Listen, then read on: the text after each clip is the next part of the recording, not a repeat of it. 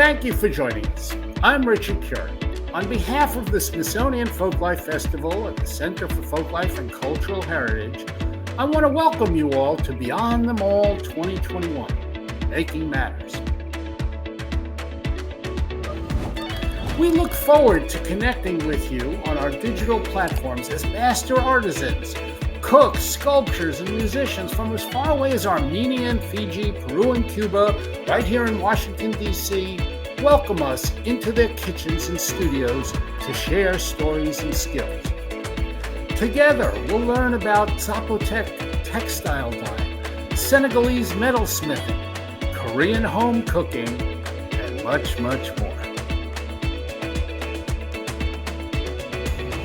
This weekend is a future-facing reflection of the festival's legacy, making community no matter the circumstance, no matter the time.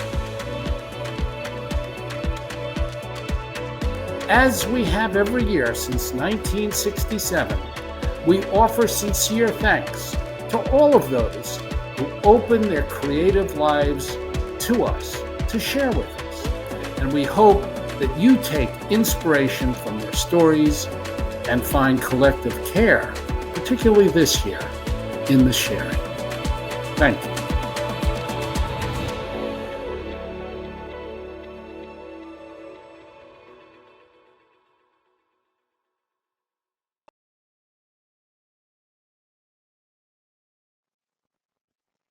Welcome to Languages of Home and Diaspora, Nourishing Palestine in Food and Verse. Thank you for joining us. In addition to ASL interpretation, closed captioning is available for this program. To view the captions, click the CC or Settings button at the bottom of the player.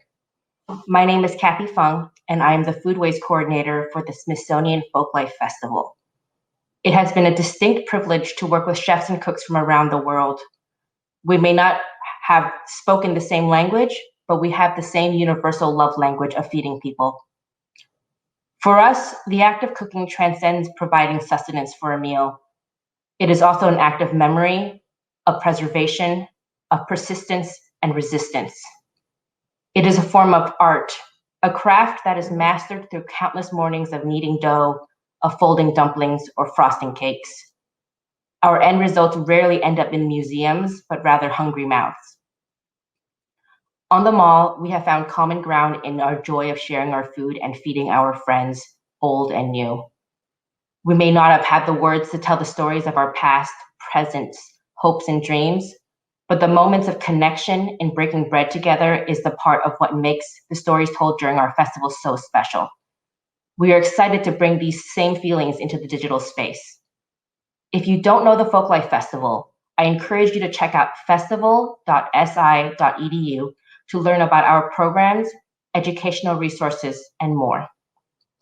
Today, we invite you to participate in a conversation told through food and poetry and the poetry of hands in motion. Cookbook author Reem Kassis will be making kak al-quds, a ring-shaped bread from Jerusalem, and poet Zaina Azam will be sharing poetry that speaks to their identities as Palestinians, as women, as mothers, daughters, activists, and cooks. The two friends will be discussing their journey into the kitchen, the struggles of their people, and their roles as culture bearers to their traditions and histories. This program is produced in partnership with Roadwork, a multiracial coalition dedicated to women's culture and activism. Their festival, Sister Fire, has had a long history of working with the Smithsonian Center for Folklife and Cultural Heritage. We are thrilled to be working with them once again. To learn more, please visit roadworkcenter.org. We'll be taking your comments in the live chat, so I encourage you to please participate. Now, I'd like to welcome our guests, Reem and Zaina, to the screen. Hi, ladies, welcome. Please take it away. Hey, Reem, how are you doing today? How are you? I'm well, thanks. Nice to see you in the kitchen. I'm looking forward to seeing what you're making today. I wish we were doing this together in person, but I know you got a head start and you already made your kak al-quds today. So that's what we're actually making, which is it's a ring-shaped bread, as Kathy said, and it's very synonymous with Jerusalem. Zaina, I know you never lived there, but still, I think you and I both relate to the meaning of food and the places we come from. And when we talk about Ka'k el-Quds, I think it means something to you just as much as it does to me, no? Absolutely. Every time I visited Jerusalem, even though I've actually never lived there, that was the one food that was ubiquitous everywhere I went, on the streets and people's homes, restaurants. Everybody had this wonderful sesame ring bread, and this is the first time I actually make it. That was a real treat for me. So thank you for this wonderful recipe. So let's get started on this recipe, and then we'll talk through it also about how, even though I do have a recipe for this bread, it is still not going to be the same as what you get in Jerusalem. And why actually, even back home, everyone says, whatever you get in any other town, in any other city, it still does not taste the same. But you'll see now that it's actually pretty simple. It's flour, it's salt, it's sugar, it's yeast, and a bit of baking powder. And then you're going to knead it all with milk. And the milk should be a little warm, just to help start the process of rising. And one thing to bear in mind, if you're going to do what I do, which is put all the ingredients in a bowl and mix it together, always make sure that your salt and your yeast are very far away from each other. Salt kills yeast, so you never want them to touch before you start kneading them. So it's super simple. I'm just pouring in all of the milk in one go over the flour and all the other ingredients. And we're going to start kneading it by hand. And while I'm kneading it, because this does take a while, we can start talking about why, even though, you can make this bread at home, you can buy it in other places, there's something about Ka'k el-Quds that's purchased in Jerusalem that's very different. Do you have a hunch why, Zaina?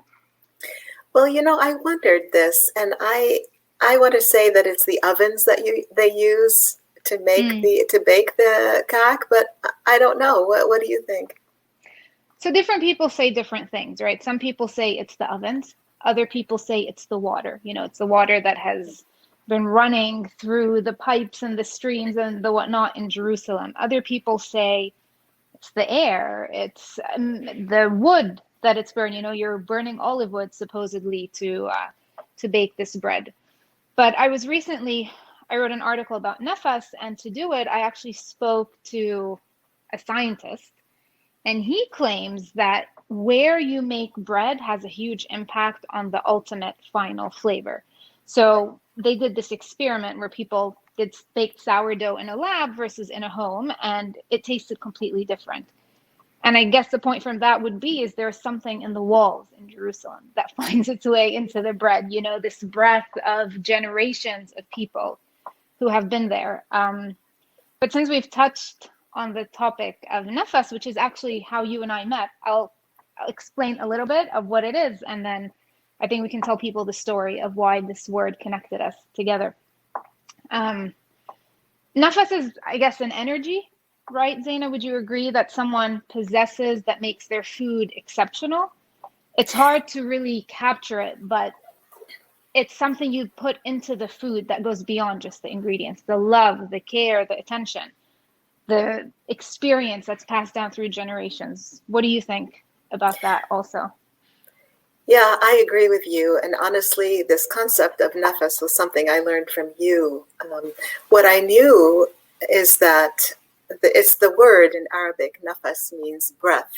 So it's a very fundamental kind of thing. It's like this something that's in your breath, that's in your constitution, that accompanies you in the kitchen. And I honestly really love the way that we met. Do you want to tell people the story? Yes, I would love to.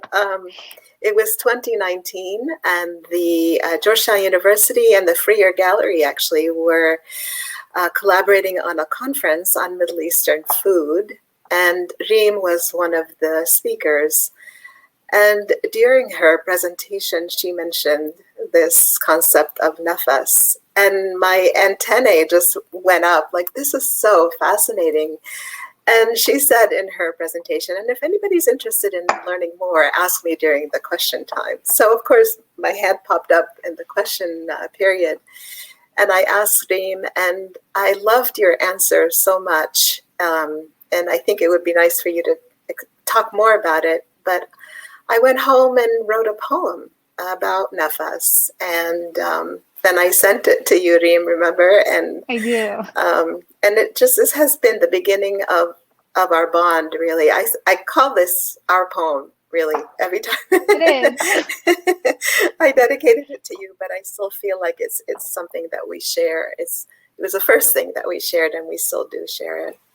I mean, I loved it because I think when you asked the question, I had mentioned why there are some dishes that no matter what I do, they don't taste exactly the same as when my mother makes it or my grandmother makes it. And even if you follow a recipe, there is just something about a meal that is prepared with so much love, with so much experience behind it, with the stories of generations. It's almost like they seep from your fingers into the food. And I could not capture that in any meaningful way until you wrote that poem. And that poem has been with me since then. You know, there have been times during this past year because of COVID and where you're not meeting people and you're not cooking the way you're used to for friends. And I felt like I was losing that touch, that nafas, and I would go back to your poem and read it. So I think people might actually want to hear that poem if you're up for it. Sure, absolutely. I'd love to read it. So as I said, I dedicate this poem to Reem, and it's called Nafas in the Kitchen.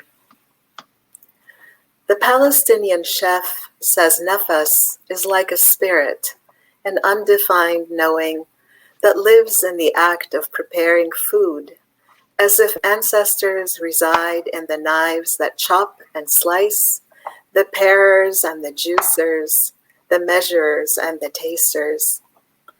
Nafas flows from the scents of spices from childhood, the deep colors of beets and saffron, the memories of how to stuff a grape leaf just so, pick mallow leaves from their stalks, grate nutmeg resolutely with a coarse metal shield.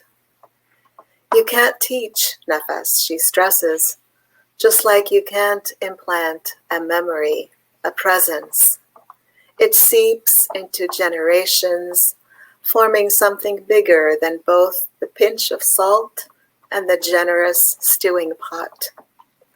Nafas is the sigh that emanates from the core, the inhale and exhale into air to share.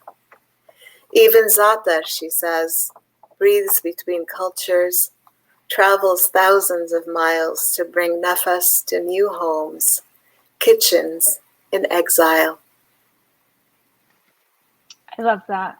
That's so beautiful, Zaina. I think it really, really captures the essence of what nafas is better than I could have by just talking about it. So thank you for that. Well, you inspired me, and your story about your mother putting stuff in your suitcase, putting food in your suitcase was really, it inspired that last stanza actually about Zaatar traveling miles. Should we explain what Zaatar is? Would you like to do that? Yeah, so Zaatar is actually an herb in its own right, just the way oregano is, or marjoram, or thyme, and people often confuse it with those herbs here in the West, but it's a plant that's native to our region. And the zaatar I was referring to that my mother insisted on packing in my bags when I left Jerusalem to come to the US is the condiment made with that herb, which is the dried herb ground mixed with sesame seeds, sumac, and salt. It's very simple, but I think it's a staple on any Palestinian table. And ka'k el-Quds, actually, when it's sold in the streets, is often sold with a bit of zaatar in a newspaper scrap rolled up, and you dip it in it. And speaking of ka'k el-Quds, you see now here we have a robust ball of dough. If you touch it, it's sticky and soft, but it's still, it's robust enough where you can move it from hand to hand and it's not sticking. So what we do now is you oil it, you cover this, and you set it aside to rise for about an hour and a half, depending on the climate that you're in, depending on the flour that you've used, so on and so forth. I happen to already have a batch that has risen. So we're going to start working with that when we shape our dough. Zaina, while I'm cutting, I'm going to cut this into 6 pieces and start to shape them into rings, which I will eventually stretch out. And you can see it on the camera.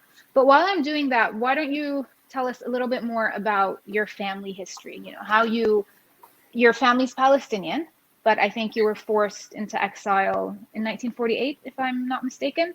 So can you tell us maybe just a little bit more about that story? Sure. Yes, as you said, my parents are Palestinian refugees. They were actually living in Haifa in 1948 during the war, and that's the time when the state of Israel was established. And so they were forced from their homes. It was my father and mother, and my baby brother was 2 years old at that time. So they ran for their lives. They, took what they could. And they actually thought that they were going to be coming back once the war was over and, a couple of weeks or whenever, but they were never able to go back. So my parents really, embody that refugee story. They managed to go to Syria and lived there for quite some time. And I actually, many years later, was born in Syria in the city of Homs. And then when I was 2 years old, we moved to Lebanon, to Beirut, where I had my childhood. And then when I was 10 years old, we came to the U.S.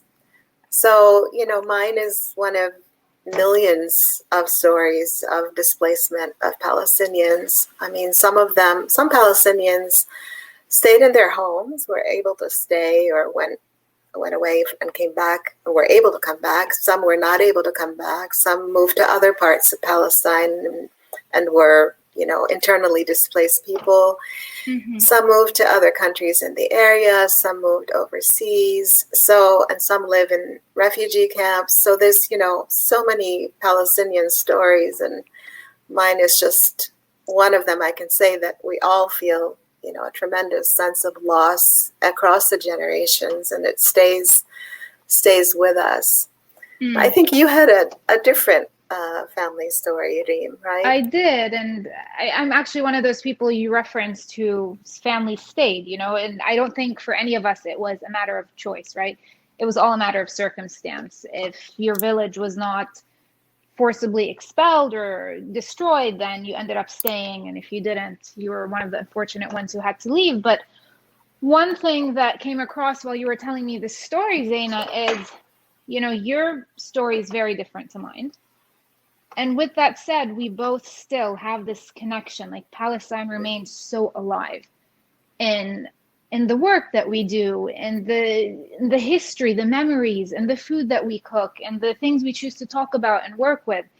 And it's just, we keep it alive regardless of how much we've experienced it. You didn't grow up there, but this sounds so cliche, like you can take you out of Palestine, but Palestine is something that is so inherent in you. And I left at this point, almost 17 years ago. I was 17 when I left. And so I've basically been living outside now more than almost as long as I grew up in Jerusalem. And I still refer to it as home. To me, no matter where I live or how long I live in those places, I still reference Jerusalem as my hometown. And, we share this immigrant experience, but in a way it shapes us, but we're also cursed because you have your heart in one place, but your body in another. And I think you have a poem that's beautiful that talks about that. So if you want to read it to us while we're waiting for this dough to rest, you can see that I've divided it into 6 roughly equal portions. I eyeballed it. Normally I weigh it on a scale, but these are roughly the same size. We just need to let them rest a little bit before we stretch and shape them. So Zaina, maybe you can read us your poem, Immigrant. Sure, I'd be happy to do that. I'd just like to add a couple of things about, like you said, Reem, about having a foot in 2 different cultures. I feel that a lot. I mean, I'm Palestinian and I'm American, but I do feel like I have 2 homes, 2 cultures, 2 languages. But there's something about being Palestinian, like you said, Reem, is just something very special. It's such a part of my identity, and it's that narrative that I heard from my parents, who were refugees all my life. And it's not just the conflict part and the war part, but it's also just the wonderful cultural aspects of being Palestinian. The generosity, the sense of home, all of that. The hospitality, the everything. Mm. So, I mean, as I grew up, I sometimes felt like I didn't belong in either place. But as I grew older, I realized that it's very rich to have this experience of two cultures. And I think it's made me more sensitive to the world around me, and especially to other immigrants and refugees, to people of color who are marginalized and disenfranchised, you know, in society. I feel more of a kinship and an understanding and an empathy. Anyway, I'll go on to the poem, which is called Immigrant. And as I said, we came here when I was 10 years old, so there was a real dislocation at that point in my life. And that this poem speaks a little bit to that. Immigrant. I grew up eating cheese with bitter olives, sesame and thyme-infused olive oil on warm bread. Names in my family all meant something, like lifelong challenges. Beautiful, splendid, victorious, forgiving. In my childhood books, words flowed from right to left. Direction didn't matter then. At 10, we traveled east to west against time. I gained 7 hours of youth, lost my compass. In New York, no sea to swallow the sun each day. Foods were sweet in America. People spoke as fast as they walked. Everything was large. Washing machines, supermarkets, even bananas and red grapes. We settled in this vast, cold place with neither boots nor a sense of how to be warm. Snowfalls were beautiful and cruel. The freezing air slapped our faces each morning. Inside, there was a smell of garlic and onions on the stove, loud talking over the phone with relatives overseas.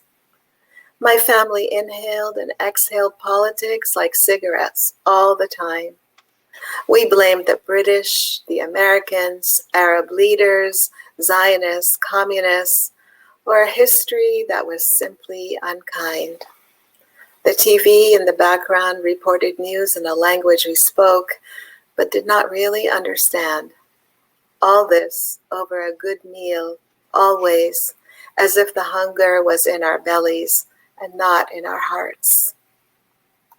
That is so beautiful, Zaina. That last sentence, my God, that last sentence, you know, the hunger was as if it were in our bellies, not in our hearts. I relate to that so much, especially, you know, after I left. I told you I was 17 and I came here to start undergrad. And I think I didn't realize just how special it was to grow up in such a big family where food was such an integral part. And I found myself missing my mother and her food more than I'd ever missed anything before in my life.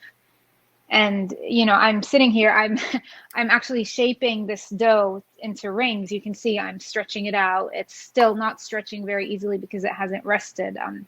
But, you know, I stretch it, I shape it into a ring, I attach the ends, and it becomes a circle. It's like Play-Doh almost, if you're thinking of texture.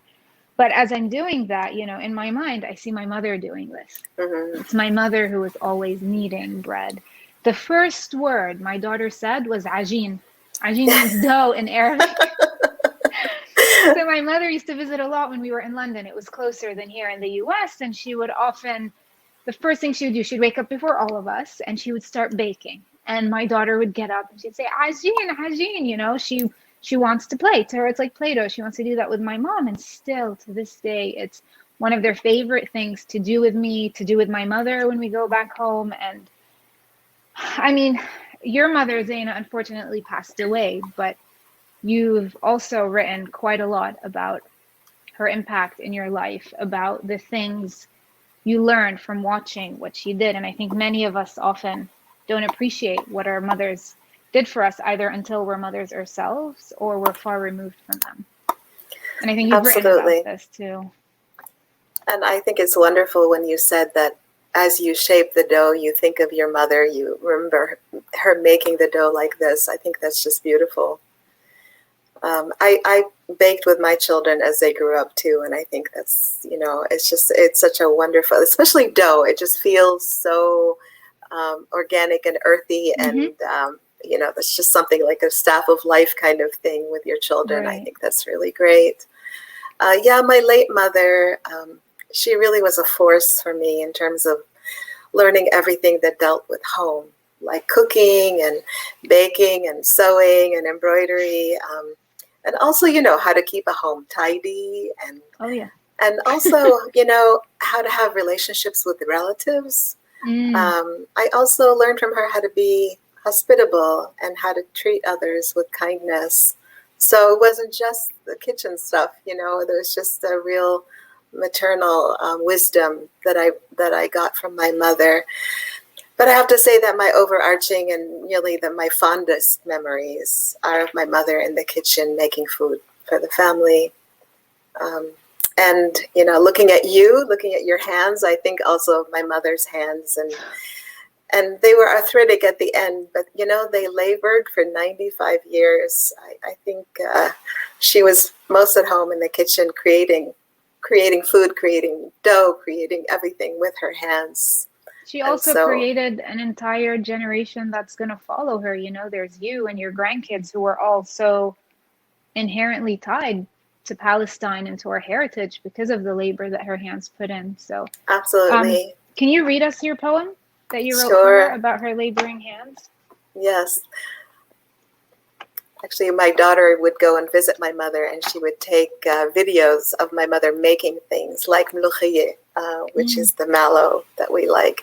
This way she's learned how to make just by watching her grandmother. This is the poem for my mother called Your Laboring Hands. For my mother. The thousands of hours in the kitchen, the tattered recipes you left behind, images of you grating spices, soaking beans, pickling eggplants with garlic and brine.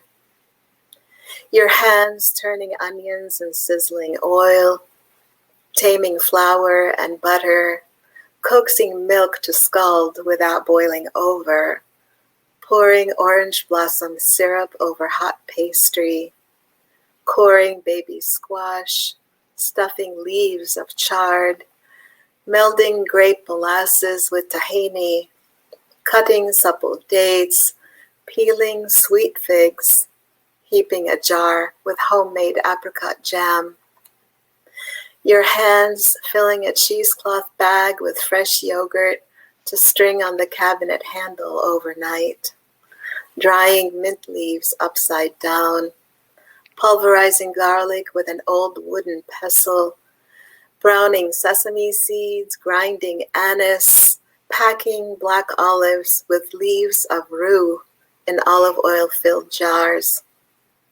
I remember you in the color of tomatoes stewing, in the complex flavors of green za'atar and sumac, in the sound of fresh coffee beans grinding, in the aroma of cardamom and cloves, in the touch of dough waiting to rise and breathe, anticipating your sculpting fingers. Now that you're gone, I dream of the love infusing our meals, memories of your laboring hands. You're going to make me cry if I think too much about this one, because every single one of the things you talked about are things that, in spite of our mothers being different generations and different circumstances and geographies, they're all the same, coring the squash and the roux with the olives, and it's the grinding the aniseed and the garlic with the wooden pestle and mortar. And it's just, so many of those things that growing up we maybe take for granted, you start to realize just how special and important they are. And I actually want to talk about that point in a second, but I do want to show you where we are in the bread so that you can keep following. They're still resting because it's easy. I tried stretching one, you can see it here, but it is still not stretching as easily, which means the dough has not rested enough. So you need to let it sit for, the gluten strands are not relaxed. They're very uptight, so they won't stretch. So you need to wait for them to chill out a bit, and then we can start stretching it more. What we're going to do in the meantime, while we're waiting for that to happen, is we're going to get started on the sesame mixture. Zaina, you mentioned to me you struggled a little bit with getting it to attach to the bread, which has happened before. Basically, what you need to do is you need to add either date or grape molasses and mix it with some water, and then mix it with the sesame. You want to get it to a point where it doesn't need to be thick. It just needs to be loose enough where it can actually stick onto the bread when you dip it in it. So you see here, I've added probably a couple tablespoons of grape molasses here, mixed in with another 2 or 3 tablespoons of water.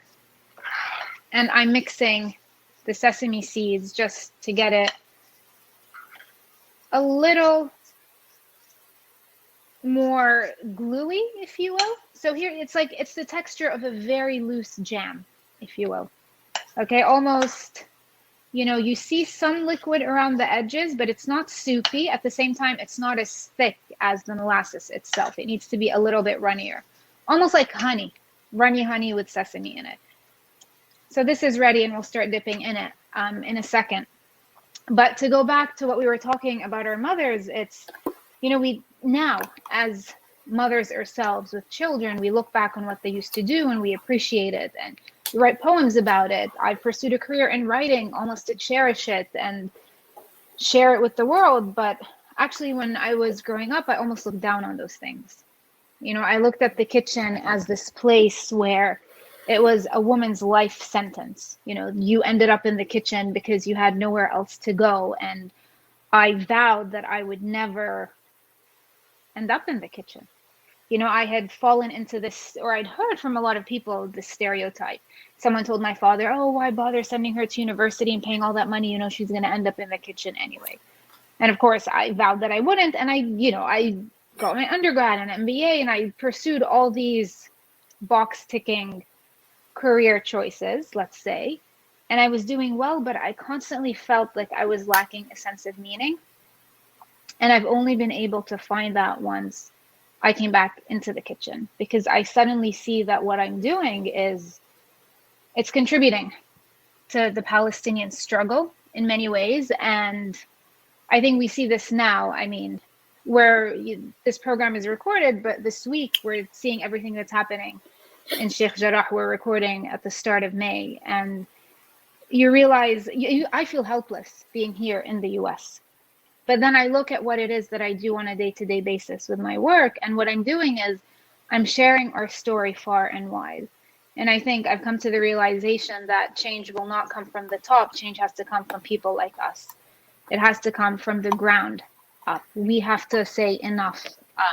We have to find allies in people on the ground who will also say enough, we won't stand for this. And I think sharing our stories, whether it be through poems like you do, or through food and the stories that food tells, those are the ways with which we can address the struggle that Palestinians have been facing. And I think it's taken me several years to come to the realization that being in the kitchen is not a life sentence, and it's a powerful place from where you can do those things. I don't know what your thoughts are on that, but I remembered it because I also know, in addition to the poem you wrote about your mother's laboring hands, you wrote about all the things she taught you that were expected of a woman. I think the poem was called Learning to Make a Bed. And I remember thinking, oh my God, those are the things that I grew up also like, you need to know how to do this, and you need to know how to host people, and yada, yada, yada. And then I wanted to go as far away from those things as possible. And yet, I've kind of found my calling at the very place I wanted to escape. I don't know what you think about that. Well, I think that what you're doing, Reem, is so important. I think it really helps. It's one more piece to show the Palestinians as, multidimensional beings, that people who have dignity and pride in their culture. And, so I think that the food part is really, really important. But you're not just teaching people to cook Palestinian food. You're giving context, and you're telling stories, you're giving history, you're giving your own experiences, and I think that really fills out this important kind of aspect of our culture. To me, writing poetry is a very personal expression about what I feel inside. I'm feeling pain or loss or longing, and also joy and love. It's a way to make sense of my experiences, and I think, like you, we write. It's a way to connect with other people, people who share maybe our experiences, or who identify with our experience, or who want to learn more about us, especially as Palestinians. I mean, I write about Palestine, I write about being an immigrant, about my parents and the loss of how they felt, the loss they felt in terms of Palestine, and how they lived with it all their lives, and aspects of culture like nafas, and things that intrigue me or confound me. But I have to say also, even though today I'm reading mostly poems about food, I do write about a lot of other things. I write about, love and death and universal themes that, we all grapple with.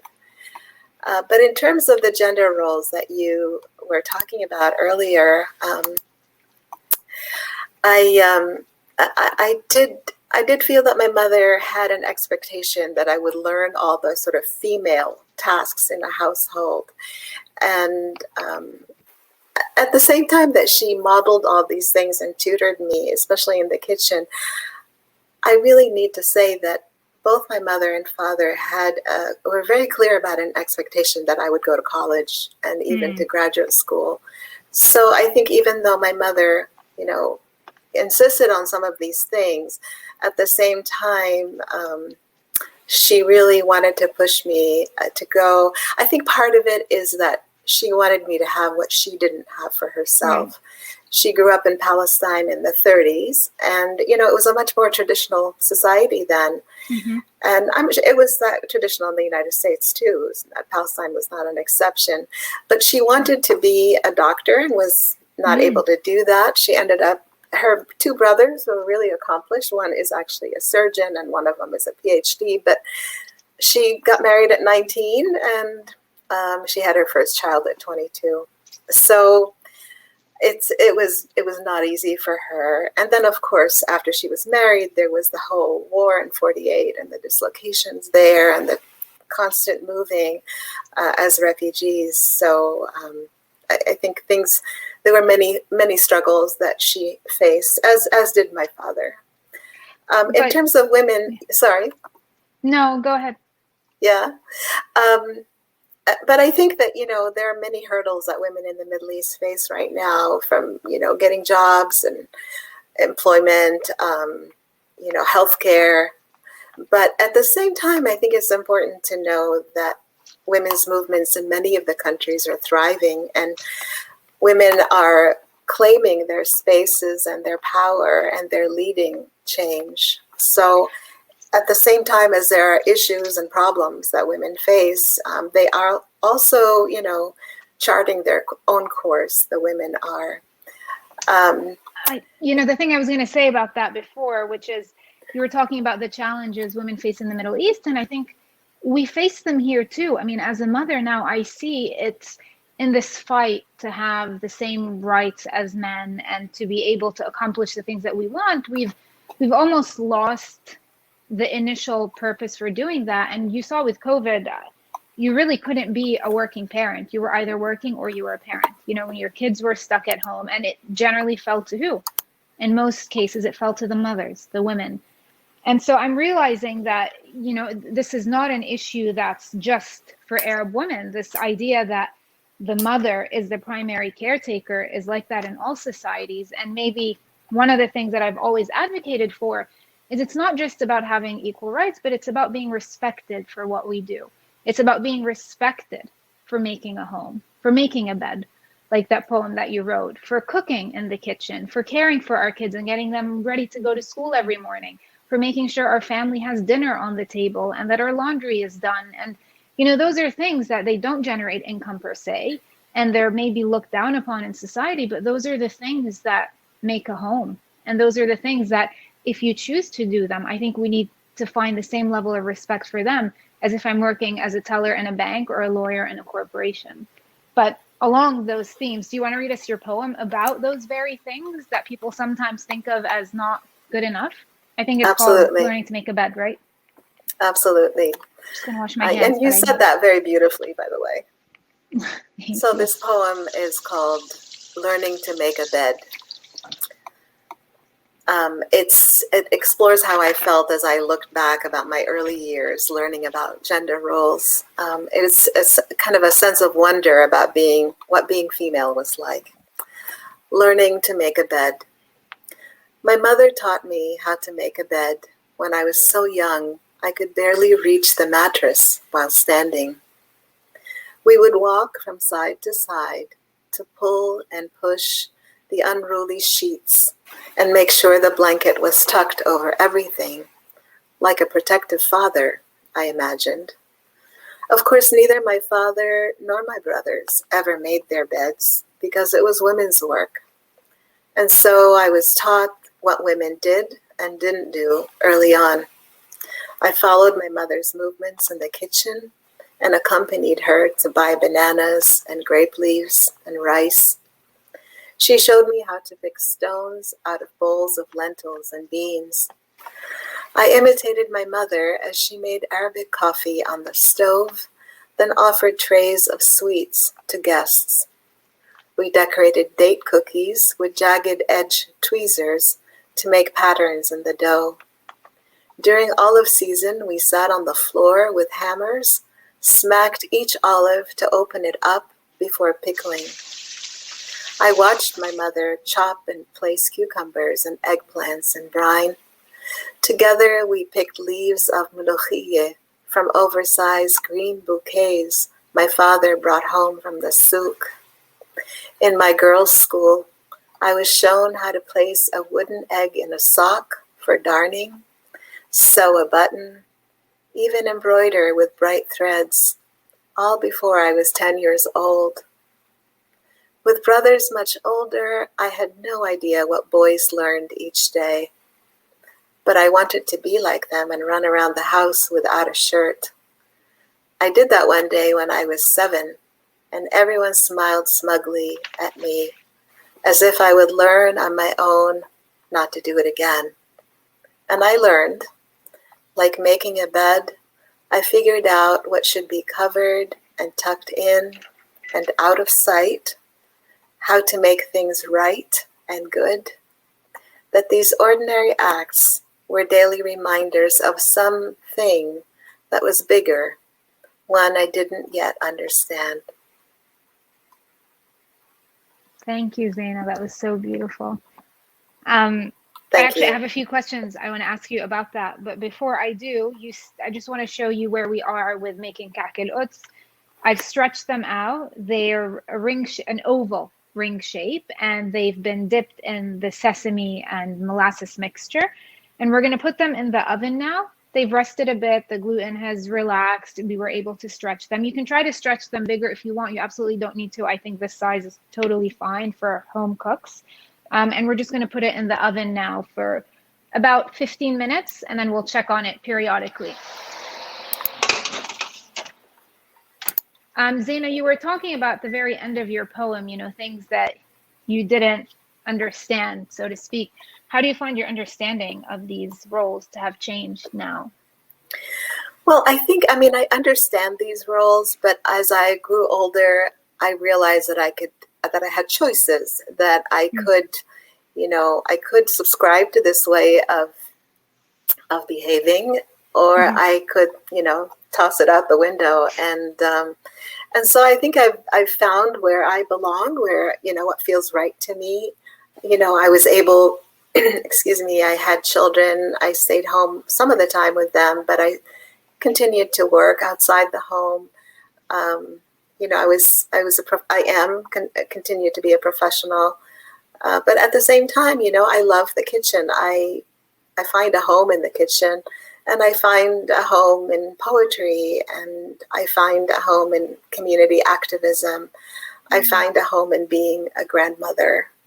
It's all very meaningful. And so I think I've found where I belong in this spectrum. And I think, I feel privileged that I have this choice. I feel privileged. I mean, there were times in my life where I didn't have these privileges and these choices, but I do now, which is really nice. And I think not every woman does, and that's something we need to, of course, understand as well. I think what you said, just also, these things are not mutually exclusive, right? You can be at home in a lot of different places. You can have a lot of different identities. It can be related to your nationality, to your profession, to who you are as a person, a mother, a wife, a daughter. And I think the important thing to recognize, which you just did right now, is the matter of choice, right? I always said I don't want to end up in the kitchen. And yet I think what I was afraid of was this notion of ending up in the kitchen, not out of choice, but out of circumstance. And once you end up in a place because you've made the conscious decision to be there, it completely changes the context of things. And whenever we talk about choice, I can't help but think about Palestinians in general. Like, what choice do we really have in how we deal with our struggle? There are so many of us who are spread all over the world, and yet we cannot, even if we wanted to visit our homeland, we don't have the choice to do that. And I see for me how important it was with something as simple as, what do I do career-wise? It's a privilege to even be in that position to decide. Having the choice made that big of a difference for me. And I think that's also something that's important to recognize when we talk about Palestinians, which is when you remove the choice from someone, you are taking away such an important part of their freedom that allows them to exist as people with multi-dimensional identities and experiences. I don't know what you think about that. Yeah, I mean, absolutely. And, not everybody does have the choice, like you said. And we have a lot of stereotypes too of women in Palestine, women in the Middle East, and here in the United States, that is. And we feel like they're powerless and helpless. And so I'm taking the conversation in a different direction right now, but I think it's important to mention that too, actually, that we have to really respect and understand where they're coming from too. I also was thinking about how often people in the West feel like Middle Eastern women need saving, and that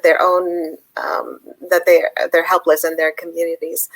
And so it's important to understand that, women in the Middle East and in the Arab world don't need saving. That kind of mentality is kind of a manifest destiny point of view, a very Orientalist. It's very belittling. We don't need the West to save us. I'd say Arab women are too strong. Like, we're very strong. I mean, the stereotype amongst Arabs is, oh my God, if an Arab woman, she knows how to handle herself. She can, there's lots of different words, even in Arabic, gad'a, adhalha, etc., that you use to refer to women, just in terms of how strong they are. And I think if you look at us today, I mean, look at the losses Palestinian women have endured. Look at the trauma they've endured, and still they get up and they move on. And not just Palestinians. Look at Syrian. When in my writing, I often speak and interview people, and I recently spoke to Syrian refugees in Canada who arrived having lost everything, their husbands, their homes, in some cases, their kids even. And there they were, opening up this cooking pop-up that allowed people in Canada to experience the cuisine, and as a result, kind of not be afraid of the refugee and welcome them in. And you realize, Arab women are as strong of a woman as they come. Absolutely. And we need to recognize that. How is the bread coming along? The bread is good. It's in the oven. It's actually browning quite nicely. I probably just need to rotate it to get it to brown evenly, and then we should be good to go in a few minutes. Wonderful. It's amazing to me that you made the whole recipe while talking. I'm so impressed. It was a nice change. I'm normally working in the kitchen by myself and trying to take notes while I cook and do recipes. So it's a nice change to do it the way we do back home. You know, cooking is such a communal thing there. And I don't know, maybe we can talk a bit about our memories of, even for you, even if it wasn't Palestine, whether it be Lebanon or Syria or anywhere else you lived with your family. I'm sure you have memories of being in the kitchen with a lot of women, no? I do. I have a lot of memories making things with my mother, but also with my aunts and my neighbors, you know, being the little one there. I also our family had an interesting tradition. We would make tabbouleh as a family, each person. And I have two older brothers. And so it was my mother and my father, my two older brothers and I, we would make it together. Each person would have a different task to do. And we have really lovely photographs from my childhood where we're all standing around. What was your task? Sorry? What was your task? Now I can't remember. It didn't involve a knife, but I think I was getting the parsley together so that the stalks were on one end and then the leaves were on one end. So yes, I have a lot of food memories actually like that. And like I said in my poem, they're using the tweezers to make little indentations in the cookies that we would make at Easter. And so it's really, and the same cookies are made at Ramadan too. Right. So that was really nice. But, you know, I've been thinking about this whole idea of memory, and I think memory is a really difficult thing for Palestinians. There's memory and, you know, longing and nostalgia for Palestine, for our homeland. People lost so much. They were violently displaced, and, you know, it's all just very heavy on our hearts. So we call the events of 1948 the Nakba. Nakba means catastrophe. And it started in 1948, but what's happening is that it's really ongoing. The Nakba continues to this day.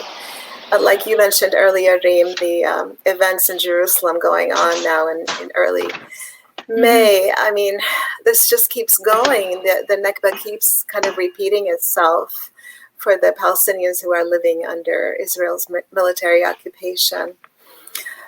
So these painful memories keep being repeated, and the hardships kind of keep, you know, going on every day. So the Nakba continues. And I think Palestinians also worry that there are attempts to erase their culture and identity. And that's one of the things we work really hard to not let it happen. And I think our food is one really major way of doing that. But of course, there's a lot of political work and a lot of cultural work. We're proud of our roots. And then memory, you know, is not just the past, but it's what's being created in the present. And then it's a huge thing. And also, you know, also the future, right? So as I mentioned, I have a grandson now. He's just 5 months old, but you know, I think in the future, will I be able to take him to Nazareth and see his great-grandparents' graves? And, you know, will the families of Palestinians who were displaced in 1948, will they ever realize their right of return? I mean, the right of return is an internationally recognized legal right. So I think, you know, memory is very much linked with the past and what's unfolding in the present, and then of course the future. So it's all one important and fundamental aspect of our lives, really.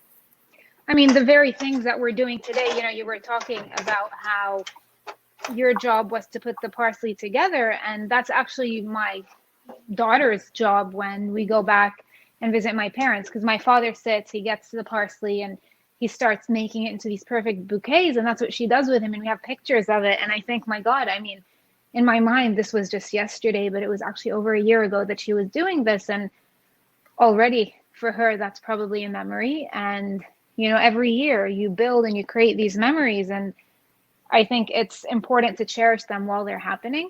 And I think right now you and I are probably going to cherish a memory of breaking this ka'ak bread together and eating it. It looks beautiful. It looks so gorgeous. It's out of the oven. You see it's nicely browned. It's hot, but it's manageable. It's actually nice when it's fresh out of the oven. Just give it a couple of minutes to cool. Zaina, before we, have our bread together and say goodbye, I think, could you maybe just, so that we end on a really nice note about memories, read us your poem about leaving your childhood home? Because it talks about both the beauty and the pain that is inherent in memories. Reem, it means a lot to me that you like my poetry and that it speaks to you. I love it. Thank you. I mean, to me, I'm good at writing and I'm good at cooking, but poetry, I don't know, it speaks to my soul. It's so different. And when you sent me the poems to look at that you were considering for today, I sat there and I read them over and over and over again. And it's like listening to music, it touches a part of your being that other forms of art cannot always do. So I'm the one to thank you for writing them. Thanks, Reem. So this is called Leaving My Childhood Home. On our last day in Beirut, with my 10 years packed in a suitcase, my best friend asked for a keepsake. I found a little tin box to give her, emptied of lemon drops, that would hold memories of our childhood.